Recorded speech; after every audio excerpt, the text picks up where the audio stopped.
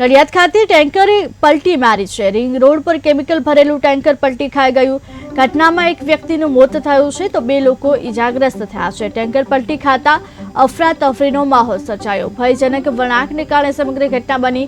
Fire બ્રિગેડની team અને સ્થાનિક police ઘટના સ્થળે પહોંચી આગળ કાર્યવાહી હાથ ધરી છે। જોકે હાલ સમગ્ર ઘટનાને લઈ પોલીસ કાફલો પણ ઘટના સ્થળે પહોંચ્યો હતો। ફાયર બ્રિગેડની ટીમ પણ ઘટના સ્થળે પહોંચી હતી। ઘટના સ્થળે પહોંચી આગળની કાર્યવાહી હાથ ધરી છે। ટેન્કર પલટી ખાઈ જતા અફરાતફરીનો માહોલ સર્જાયો હતો। સમગ્ર ઘટનામાં એક વ્યક્તિનું મોત થયું છે તો બે લોકો ઈજાગ્રસ્ત થયા છે। ઈજાગ્રસ્તોને સારવાર અર્થે હોસ્પિટલ ખસેડવામાં આવ્યા છે। સારવાર અર્થે હોસ્પિટલ ખસેડી આગળની કાર્યવાહી હાથ ધરી છે। ભયજનક વળાંકને કારણે આ સમગ્ર ઘટના બની હતી। સમગ્ર ઘટનાને લઈ ફાયર બ્રિગેડ ઘટના સ્થળે પહોંચ્યું હતું।